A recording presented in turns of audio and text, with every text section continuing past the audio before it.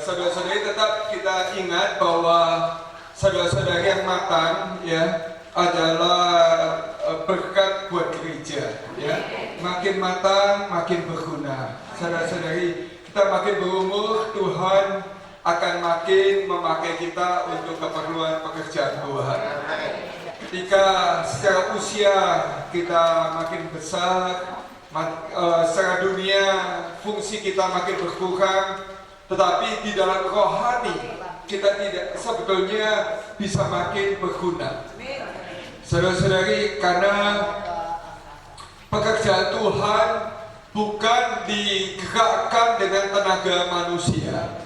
Pekerjaan Tuhan digerakkan oleh Roh Tuhan, ya, bukan dengan tenaga, bukan dengan kekuatan, tetapi oleh Roh Tuhan. Maka pekerjaan Tuhan itu digerakkan, ya. Nah, saudara-saudari, hari ini kita melihat kita melihat mengenai Matius pasal 2 berkaitan dengan masalah Yesus dilahirkan di kota Bethlehem dan kemudian apa yang terjadi, ya. Saudara-saudari, saya cerita sedikit ya mengenai Matius pasal 2. Matius pasal 2 di sana dikatakan ayat 1, sesudah Yesus dilahirkan di Bethlehem di tanah Yudea pada zaman Raja Herodes, datanglah orang-orang Majus dari timur ke Yerusalem dan bertanya-tanya, di manakah dia raja orang Yahudi yang baru dilahirkan itu? Kami telah melihat bintangnya di timur dan kami datang untuk menyembah dia. Jadi saudara-saudari, ada orang Majus datang ke Yerusalem, ya. Pertama saya mau mengingatkan satu poin kecil dulu. Saudara-saudari, di Alkitab tidak pernah berkata orang Majus itu 3 orang. Ya, seperti yang sering kita lihat di drama Natal, dikatakan orang Majusnya 3 orang, itu salah. Karena pada masa itu orang bepergian jarak jauh tidak mungkin 3 orang. Kalau 3 orang pasti dirampok, pasti nggak akan pernah nyampe. Itu mereka pergi itu rombongan besar, supaya menghindarkan dirampok, ya. Jadi orang Majus itu Alkitab tidak pernah memberitahu siapa mereka, tapi dikatakan dari timur datang ke Yerusalem untuk mencari Yesus. Saudara-saudari, mereka ini konsepnya mereka sederhana. Mereka dari timur, mereka melihat ada bintang. Oh, mereka tahu Yesus sudah dilahirkan, ya. Maka mereka datang menyembah. Konsep mereka karena Yesus adalah raja, pasti ada berkata di ibu kota negara. Karena itulah mereka pergi ke Yerusalem. Saudara-saudari, ketika Raja Herodes mendengar hal itu, terkejutlah ia beserta seluruh Yerusalem. Ini adalah hal yang sangat serius sekali, yaitu ketika mereka sampai ke Yerusalem, maka Raja Herodes beserta seluruh penduduk Yerusalem itu terkejut mengenai hal itu. Ayat 4 ya, lalu dikumpulkanlah semua imam kepala dan ahli Taurat bangsa Yahudi, kemudian dimintanya keterangan dari mereka di mana Mesias akan dilahirkan. Nah, ketika raja bertanya kepada ahli Taurat dan orang Farisi ini, saudara-saudari, ahli Taurat dan orang Farisi ini bisa langsung menjawab pertanyaan itu. Mereka berkata, oh, Yesus dilahirkan di Bethlehem, tanah Yudea, ya. Karena demikianlah ada tertulis dalam kitab Nabi. Saudara-saudari, lihatlah apa yang dilakukan oleh ahli Taurat dan orang Farisi ini. Yaitu apa? Mereka tahu dengan sangat jelas Tuhan Yesus akan dilahirkan di mana. Tapi ayat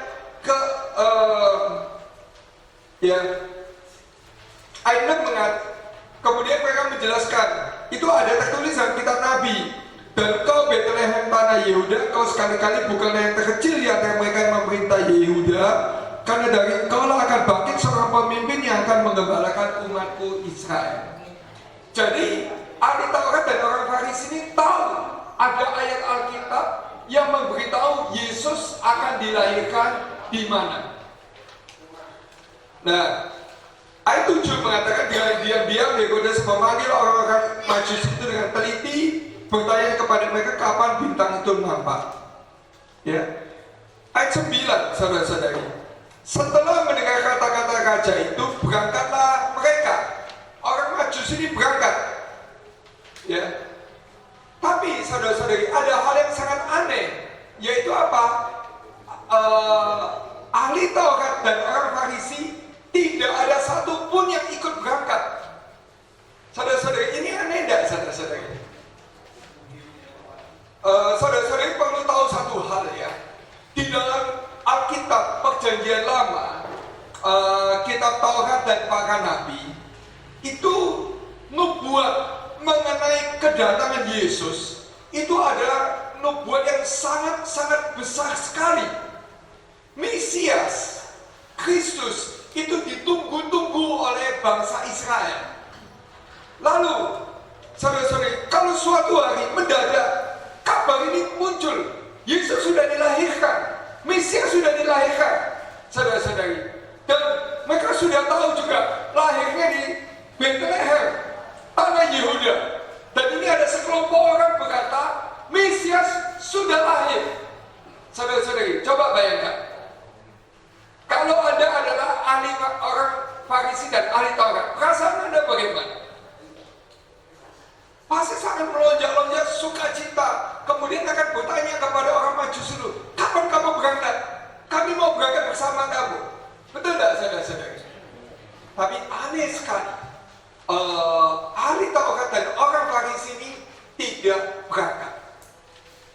Saudara-saudari, berita hari ini saya mau menekankan di poin ini. Kenapa? Ahli Taurat dan orang Farisi itu sudah pasti adalah orang yang berumur. Dia bukanlah orang yang anak remaja, sudah pasti bukan ahli Taurat dan orang Farisi. Ya, imam kepala sudah pasti dia tidak mungkin orang muda, saudara-saudari. Remaja nggak mungkin, pemuda nggak mungkin. Imam kepala dan ahli Taurat itu pasti adalah orang yang sudah berumur. Saya rasa pasti sudah di atas 50 tahun, di atas 60 tahun usia mereka. Nah, bukankah itu adalah kelompok kita, saudara-saudari? Betul tidak? Ya, orang-orang yang sudah usia matang. Nah, khusus berita hari ini saya mau menyoroti apa kaum saleh matang ini yang seumuran dengan imam kepala, seumuran dengan ahli Taurat.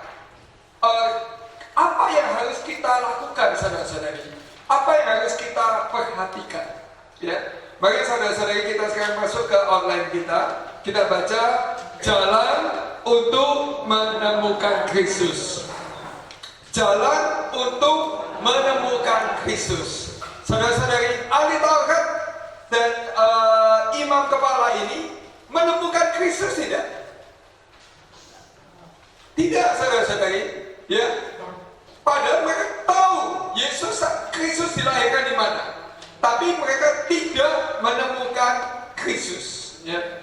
Kita baca 1 Romawi, perlu mengenal firman Allah dan memiliki pengalaman yang hidup akan Kristus.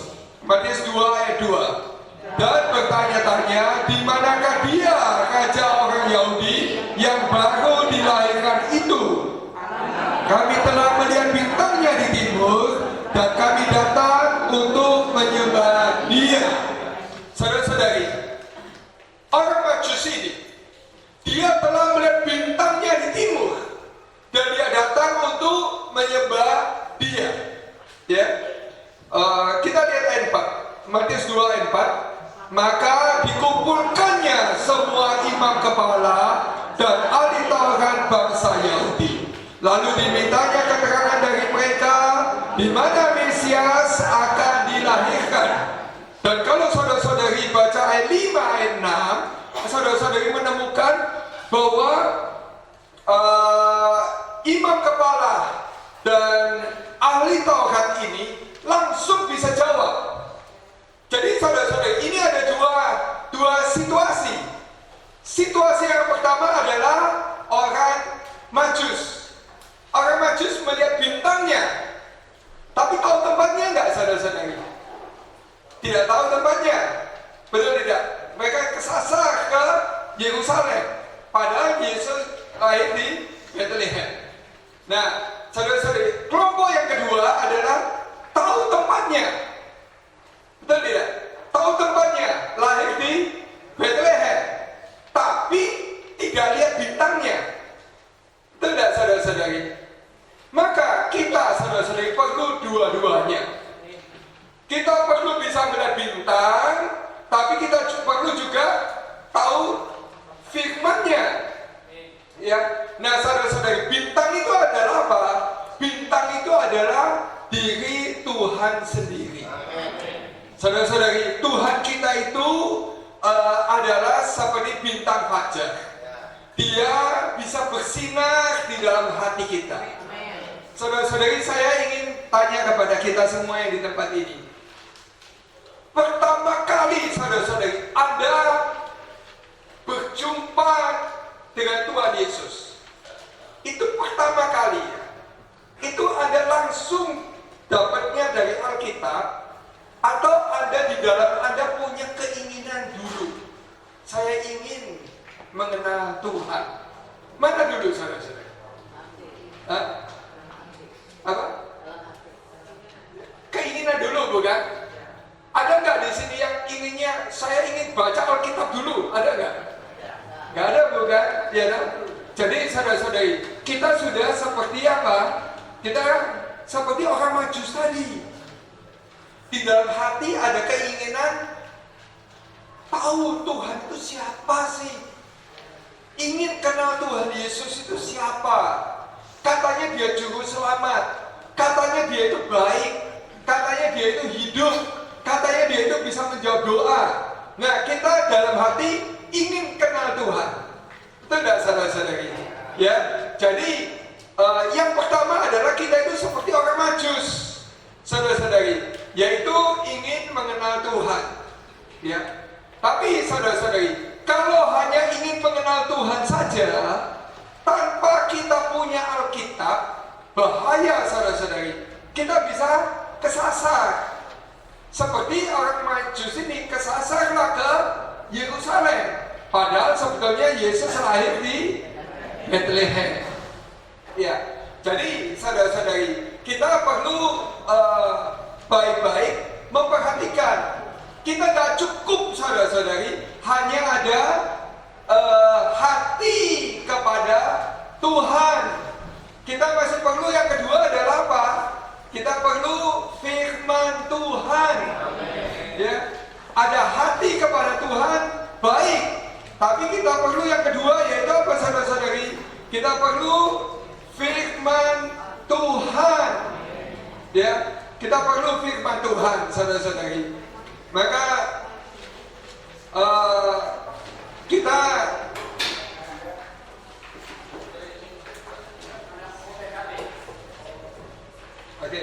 bisa perhatian ke sini lagi. Ya. Jadi saudara-saudari, kita perlu dua hal, saudara-saudari. Kita perlu apa? Kita perlu hati mencari Tuhan, dan yang kedua kita perlu firman Tuhan. Saudara-saudari, Tuhan memberi orang Kristen dua hadiah paling besar. Yang pertama adalah apa, saudara-saudari? Tuhan memberi kita hadiah roh di dalam kita. Saudara-saudari, roh di dalam kita bisa berkontak dengan roh Allah yang tidak kelihatan. Roh di dalam kita bisa menyentuh Allah. Roh di dalam kita bisa menerima Allah. Tapi saudara-saudari, kalau cuma punya roh saja, itu seperti kereta api, ada lokomotifnya, tapi nggak ada relnya. Kalau kereta api, saudara-saudari, ada lokomotif yang begitu, tidak ada remnya jadi apa?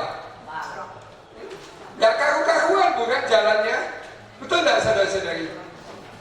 Tapi sebaliknya, kalau punya Alkitab saja, tapi tidak punya lokomotif, tidak punya roh, itu seperti apa? Kereta api nggak punya rel, nggak punya lokomotif. Jalan nggak keretanya? Nggak jalan, saudara-saudari. Itulah sebabnya kenapa orang ahli Taurat dan imam kepala ini nggak jalan. Sebab apa? Mereka tahu Tuhan Yesus lahir di Bethlehem, tapi di dalam dia tidak ada dorongan untuk mencari Tuhan. Ya, saudara-saudari bisa dipahami sekarang. Kita orang Kristen perlu dua-duanya. Kita perlu hati yang mencari Tuhan. Kita perlu hati yang rindu akan Tuhan. Saudara-saudari, siapapun dia, apapun kondisinya, meskipun sedang lemah, sedang gagal, sedang jatuh, tapi kalau hatinya ingin ketemu Tuhan, Tuhan itu bersedia ditemui. Saudara-saudari, asal kita di dalam ini dengan sederhana berkata, Tuhan, aku ingin kenal Tuhan. Tuhan, aku ingin menjamah Tuhan. Tuhan, aku lemah Tuhan. Oh, jamalah aku, kuatkanlah aku. Saudara-saudari, Tuhan langsung memberkati kita. Tuhan langsung menguatkan kita. Tidak tunggu-tunggu, saudara-saudari, ya. Siapapun di ruangan ini harus terus pelihara hati yang mencari Tuhan. Yang kedua, saudara-saudari, kita perlu apa? Perlu firman Tuhan. Kita perlu Alkitab, ya. Untuk apa? Menuntun kita. Kalau kita punya hati kepada Tuhan, tapi kita tidak ada Alkitab, kita bisa nyasar. Nanti nggak hati-hati kita jadi orang Kristen jadi aneh, saudara-saudari. Kalau saudara-saudari kenal ya, ada orang Kristen tertentu itu bisa aliran kebatinan, ya. Kristen tapi aliran kebatinan, ya. Alkitab itu bisa dipotong-potong, dikantongin jadi jimat, begitu. Ya, saudara-saudari, karena apa? Karena nyimpang, dia tidak punya Alkitab, ya. Nah, saudara-saudari, tapi kalau orang cuma punya Alkitab saja, selidiki Alkitab, tapi hatinya nggak mau jalan kepada Tuhan, maka dia tidak pernah jalan. Ya, jadi saudara-saudari, ini adalah bahaya. Kita orang Kristen butuh dua-duanya. Kita butuh hati yang mencari Tuhan, tapi kita juga butuh Alkitab, saudara-saudari. Kita perlu baik-baik baca Alkitab. Apa bahayanya, saudara-saudari? Kalau punya cuma salah satu, bahayanya apa? Mari kita baca 2 Romawi. Bahaya tidak mengenal firman Allah dan memiliki pengalaman yang hidup akan Kristus. Matius 2 ayat 16. Ketika Herodes tahu bahwa ia telah diperdayakan oleh orang-orang Majus itu, ia sangat marah. Lalu ia menyuruh membunuh semua anak di Bethlehem dan sekitarnya, yaitu anak-anak yang berumur 2 tahun ke bawah, sesuai dengan waktu yang dapat diketahuinya dari orang-orang Majus itu. Saudara-saudari, apa bahayanya, saudara-saudari? Ternyata sesudah orang Majus itu datang ke Bethlehem bertemu dengan Yesus, saudara-saudari, ini saya juga mau mengoreksi ini ya. Kalau kalian di drama Natal ya, kalian akan ketemu apa? Orang Majusnya 3 orang. Tadi saya bilang 3 itu salah ya. Alkitab nggak pernah berkata 3. Orang Majusnya itu banyak. Lalu datang ke mana, saudara-saudari? Waktu sampai di sana datang ke mana? Orang Majusnya kandang domba, ke palungan. Saudara-saudari, itu salah, ya, salah, saudara-saudari. Karena kejadiannya yang datang ke palungan, datang ke kandang domba itu adalah gembala-gembala di padang waktu Yesus dilahirkan. Tetapi orang Majus ini sudah beberapa bulan sesudah Yesus lahir. Jadi bukan lagi di kandang, tapi di sebuah rumah. Jadi Yusuf itu karena Maria melahirkan di kota Bethlehem, lalu Yusuf itu kontrak rumah di Bethlehem.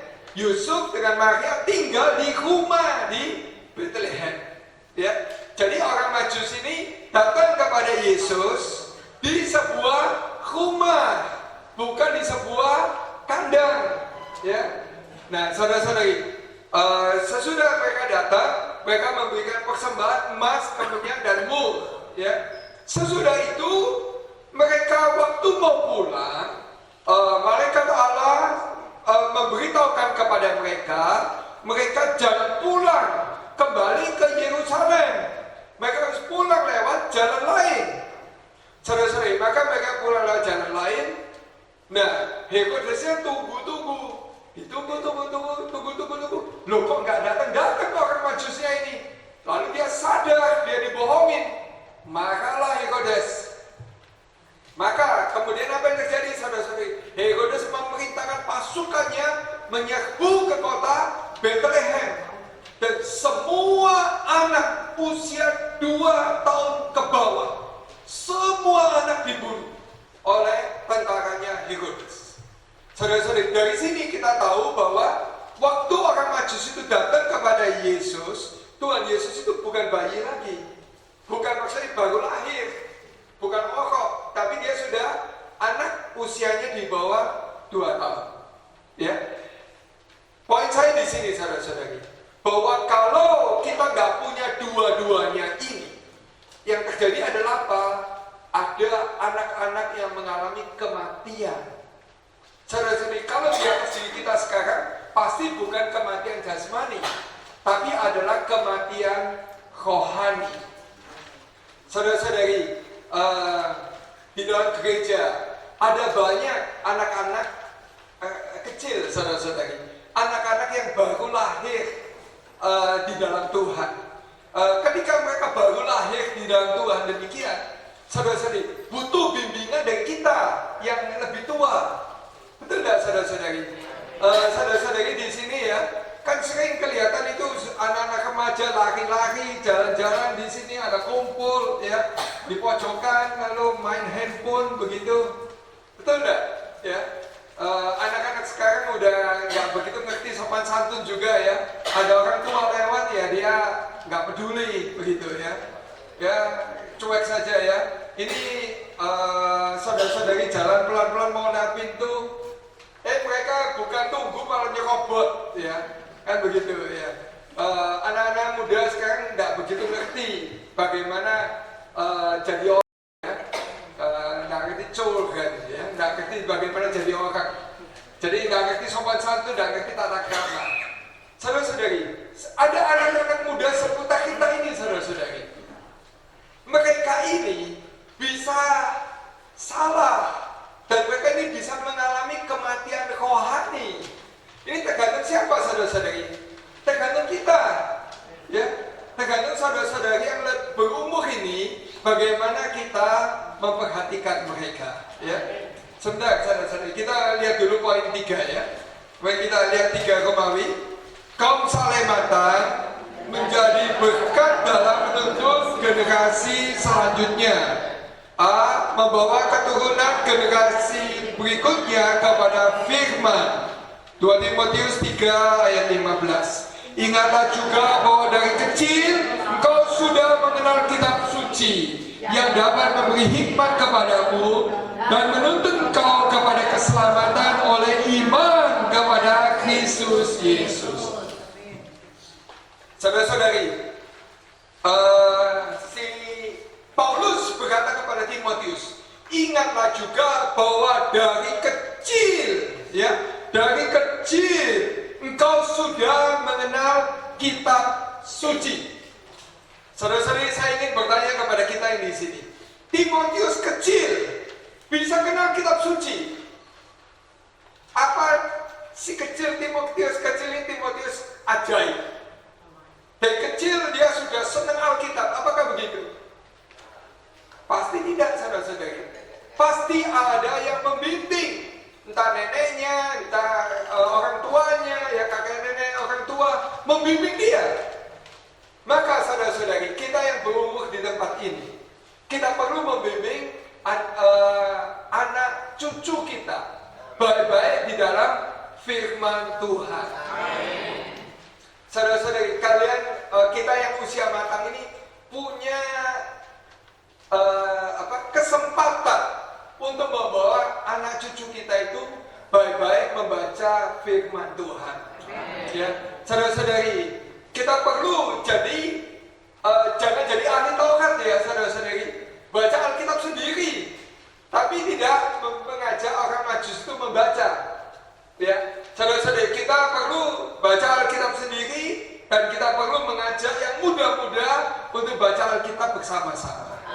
Ya, saudara-saudari, di sini di balai sidang kan sering kelihatan anak-anak muda ya.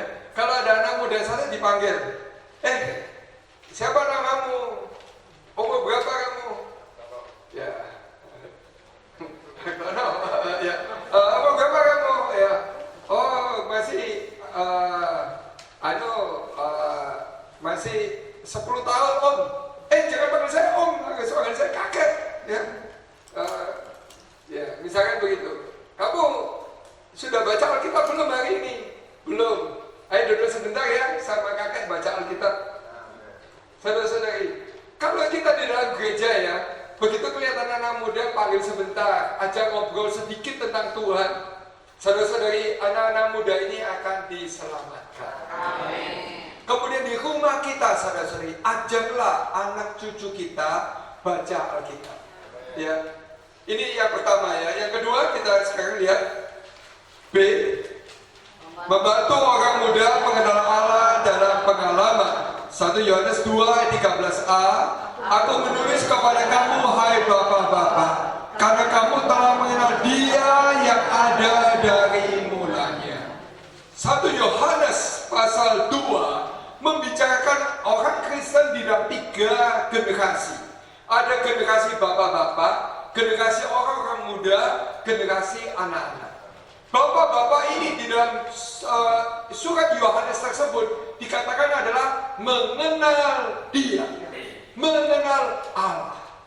Anak-anak muda mungkin semangat, tapi mungkin tidak kenal Tuhan. Tapi saudara-saudari, Anda mengenal Tuhan. Di mana?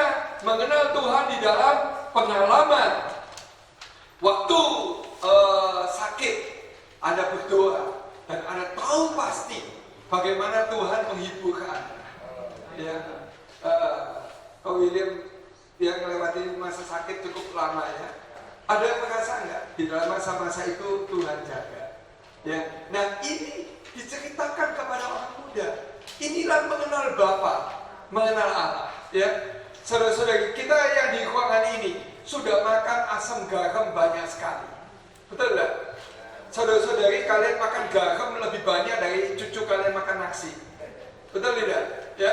Oh, saudara-saudari, pengalaman hidup ini sampaikan kepada keturunan, kepada orang-orang muda. Tuhan itu hidup. Tuhan itu hadir. Tuhan itu ada. Tuhan itu benar. Tuhan itu sungguh-sungguh bisa diandalkan. Saudara-saudari, Anda sampaikan ini kepada orang-orang muda. Maka orang-orang muda dia akan punya dua hal. Dia punya firman Tuhan di tangan, dia juga punya pengalaman akan Tuhan. Amin. Dengan demikian menghindarkan orang-orang muda kita jangan melakukan kesalahan seperti orang-orang Majus itu. Saudara-saudari, supaya generasi yang selanjutnya tidak ada yang mengalami kematian rohani.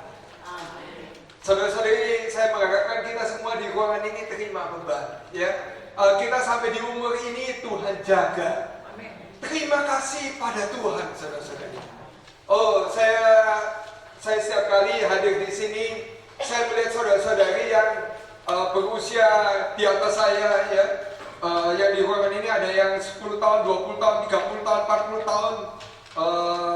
Saudara Ibrahim hampir 50 tahun di atas usia saya, ya. Saya melihat, saya selalu penuh ucapan syukur. Dan saya juga bertanya-tanya, apa saya bisa mencapai usia sebesar kalian? Ya, saudara-saudari. Jadi kalau saudara-saudari mencapai usia ini harus bersyukur. Bukan cuma bersyukur ada usia jasmani demikian, tapi juga saudara-saudari di usia ini saudara-saudari menjadi berkat. Bagaimana menjadi berkat? Adalah pertama, mengajak yang muda baik-baik baca Alkitab. Yang kedua, bersaksi kepada orang-orang muda itu, Tuhan itu hidup. Tuhan itu bisa disadari. Tuhan itu bisa dipercaya. Tuhan berkati kita semua saudara-saudari, ya. Kita berdoa, ya. Saya sebelumnya cuma menyampaikan satu perasaan saya. Saya kali ini pergi ada sebuah perasaan, ya. Saya kali ini baru saja pergi ke Korea dan di sana saya melihat saudara-saudari usia matang, ya. Mereka training, saudara-saudari. Training 1 tahun penuh. Tinggal di balai sidang. Dan saya pagi-pagi waktu mau pulang itu, hari itu mau pulang, saya bangun pagi sekali mau ke airport. Dengar di ruangan sebelah orang nyanyi, orang menyebut nama Tuhan, orang berdoa. Setelah selesai mereka semua keluar. Orang-orang semua berumur, saudara-saudari. Lalu mereka nyapu, bersihkan kaca. Waduh, saya merasa luar biasa, ya. Mereka tinggal bersama-sama, menuntut bersama-sama, mereka melayani bersama-sama.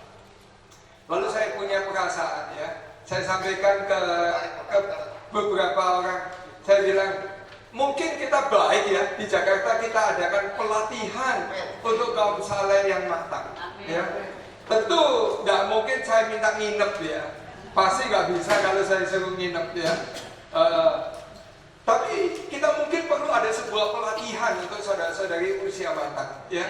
Ini tolong dipersekutukan. Kalau memang mau dan memang ada saudara-saudari yang mau berlatih, saya dengan senang kita mau adakan pelatihan ini, ya. Sehingga saudara-saudari usia matang di dalam Tuhan bisa makin berguna. Tuhan berkati, ya, saudara-saudari.